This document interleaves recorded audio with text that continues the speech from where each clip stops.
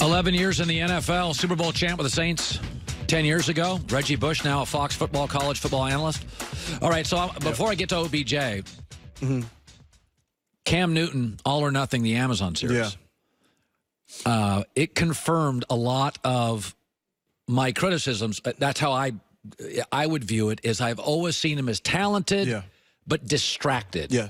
This thing is about junk food, cigars, fashion. There's almost no football. None. I mean, none. At all. What do you make of it? Am I being too critical? What do you make of it? I don't think you're being too critical, because if you're going to put yourself out there on one side as this is my brand, this is what I stand for, well, then you better go take care of the football field side, because I think social media has driven the younger generation to be more focused on their brand first than the sport that has afforded them to be able to do these things, right? It's brand then football, where I'm not saying Cam Newton doesn't work hard, but you can work hard and still not be all in.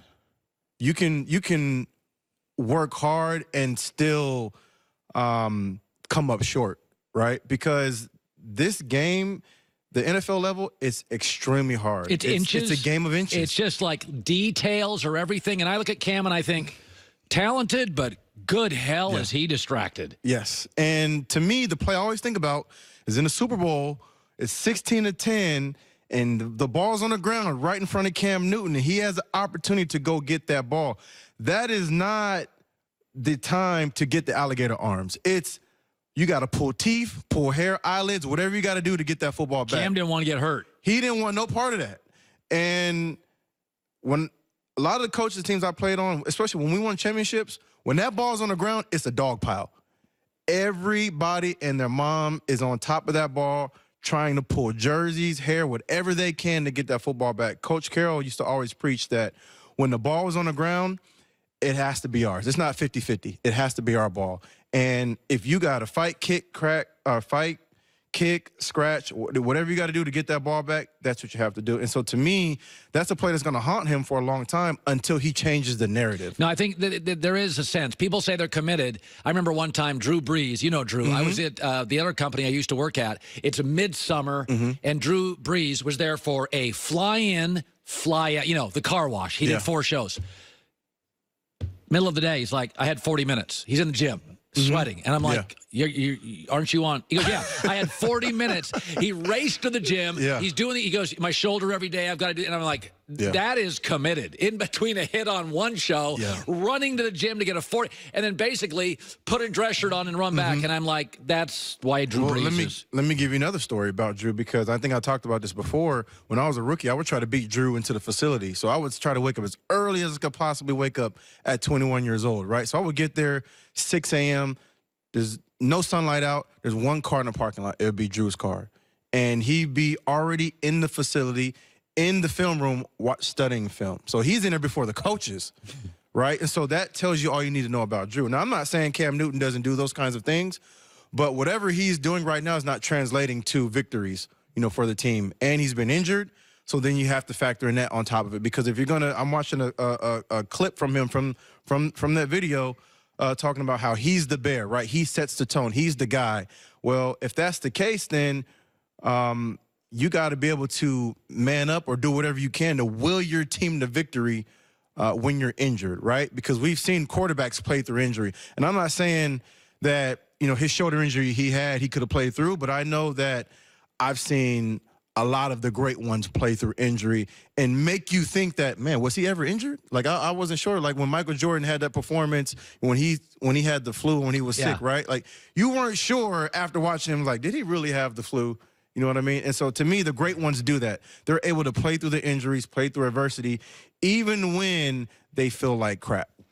Yeah, it's Russell Wilson years ago. I lived on the East Coast, and I never forget this. I got up at 7 in the morning, and Russell Wilson was on his way off season to work out his rookie year. It was 4:10 a.m. in Seattle, and he is texting. He's like, Headed to the workout. Let's do it, baby. And Yeah. it's 7 in the morning. Yeah. It's 4 in Seattle. And I'm like, and I remember texting a buddy. I'm like, dude, this is our Seahawks quarterback. Yeah. 4:10 a.m.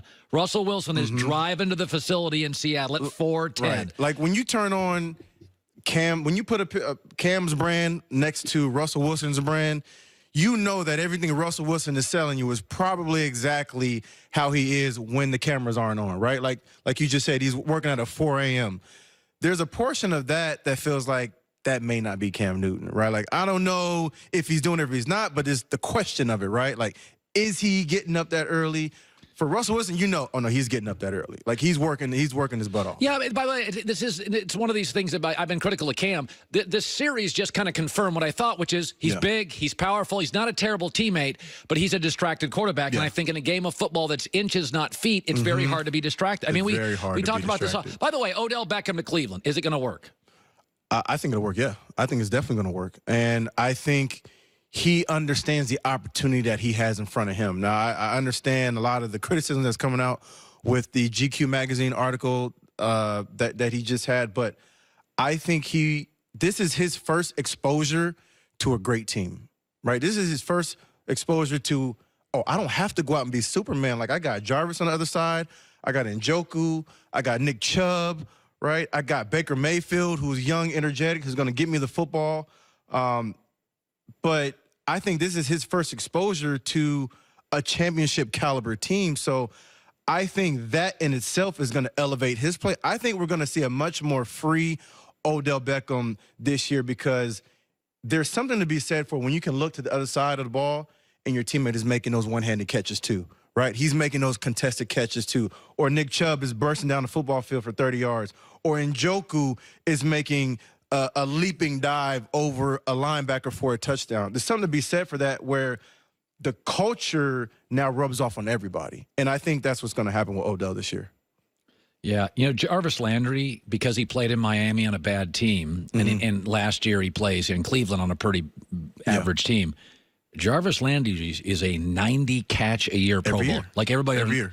Like he's got the most catches in the history of the NFL for a receiver heading into his, like, 5th year. Yeah. Like, my question on this is, man, Baker Mayfield's got a lot of mouths to feed. Jarvis Landry is you know how we talk about basketball players, like they're high-volume scores, they take a lot of shots?